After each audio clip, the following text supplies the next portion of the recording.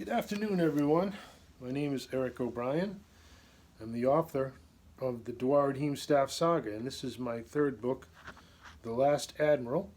It's a prequel to my first book, Kerr's Rage, and I'd like to talk in depth about this book, but first I'm going to set it in the story and context of the other books. So the first part of my saga is called Kerr's Rage. Kerr's Rage is part one. It's a soldier's story. It tells the story about some army veterans who, in the midst of battle, become close comrades, and after their tours of duty have ended, reunite in search of new adventures. And they find it. A mysterious wizard hires them to undertake a challenging scouting mission for the king. And along the way, they meet new friends, they encounter an army of enemy orcs, and they learn the motivations of its dark commander. Their adventure takes them far into the forbidding Northlands, where none of them have ever before tread. And they're sorely tested in Kerr's Rage. I won't ruin the ending for you, but after part one, it leads right into the Drums of Doom. In Drums of Doom, the veterans, who are now known as Carmen's Rangers, descend into Under-Earth in an attempt to thwart the goals of their nemesis, a man named Vlad Lucharon, who's a dark commander in search of an ancient artifact of untold destructive power.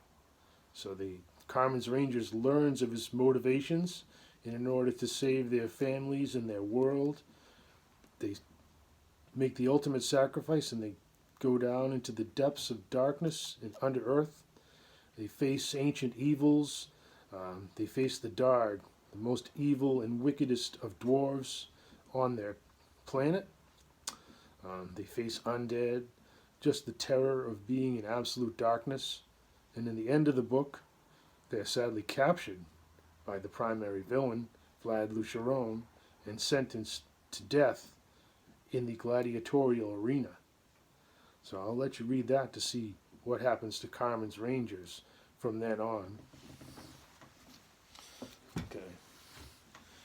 The Last Admiral details the story of Acklon Lucharon, who is a brilliant military commander who is being basically sent on a suicide mission by Queen Afra, who is the despotic, evil queen of Dragonia, one of the mighty empires in my world.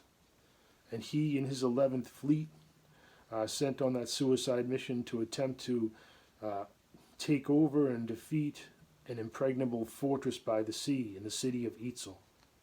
And while all that is going on, his two sons, Vlad and his stepson, Derek, are basically hunted by a terribly powerful assassin who is sent by the queen to exterminate the Lucharon family. And she sends this assassin and all the other forces of evil against them because the Lucharons are part of an ancient prophecy which foretells her downfall and the downfall of their goddess, Lothdia.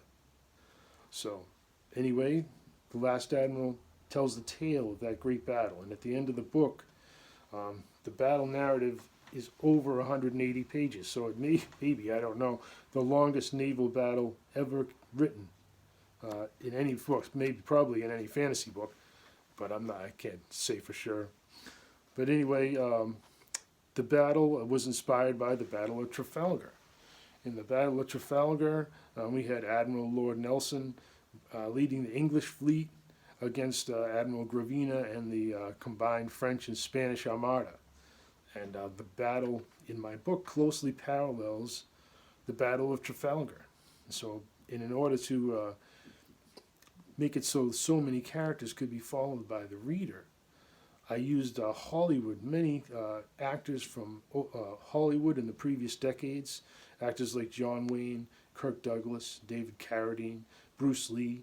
They all come to life in this book. I had to change their names slightly to protect the innocent. For instance, John Wayne's real name is Marion Mitchell Morrison. So he became Marion Wayne in the book. And Kirk Douglas's family nickname for him was Izzy. So Kirk Douglas becomes Izzy Douglas in the book, and so on. So you'll find that these Hollywood actors who we came to love, who captivated our imagination for so many years, live it on again here within these pages. And I captured them. I tried to portray them exactly as they were in the prime of their movie lives. So as you read the book, it's easy to keep track of the characters because most people have some familiar knowledge of these actors from our past. And anyway, the Last Admiral, the battle is climactic. There's all kinds of magic. And my magic was inspired by Gary Gygax and the magic of Dungeons and Dragons. And wherever I used anything from Dungeons and Dragons, I footnoted it carefully in my books. So it was one of the major inspirations, along with martial arts, specifically Chinese Kung Fu, Japanese samurai, all the martial arts are represented in this book in some form. I think anyone that enjoys martial arts, fantasy, magic, monsters, demons, dragons, will find something for themselves in this book. And after The Last Admiral is the conclusion of the saga called The Ice Moon. And The Ice Moon is part 4 of the Duaredheim staff saga, and whereas the third book, which is the prequel, The Cursed Rage, had a very long naval battle, The Ice Moon has a tremendously long land battle at the end that should be extremely satisfying to lovers of action and adventure and fantasy. Carmen's Rangers and all the things foreshadowed in the first books all come to satisfying conclusions in The Ice Moon. They take a trip to the Ice Moon in an alien spaceship, face terrible dangers there, dragons, you name it. The Ice Moon has so many elements of fantasy combined with the adventure that I think anyone can find something satisfying within its pages. And Matt Whitaker and Tom Reed helped me create The Ice Moon. Matt Whitaker is a brilliant historian, has tremendous knowledge of Roman history, and with his help, we transported a legion of Roman soldiers into an army of orcs at the beginning of The Ice Moon, and we just let the wheels turn, and what happened was amazing. So I assure you, if you read this book, you'll be happy that you bought it. Really, I believe in it so much. And my late friend Tom Reed, who is a paralyzed veteran, many of the characters that he created are in the book throughout. And he had a wonderful character named Braden, who was a brave ranger with 2 ancient ravens at his side. And unfortunately, Tom passed away before The Ice Moon was finished. And I'll show you his picture, if I can find it.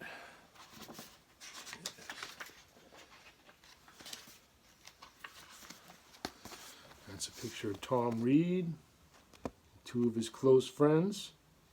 He was a wonderful guy, and unfortunately, he never lived to see the creation and final conclusion of The Ice Moon. So hopefully, in spirit, he gets to read it, and I hope that all of you do too. So, anyway, God bless you, and all. Thank you for listening. Have a great day.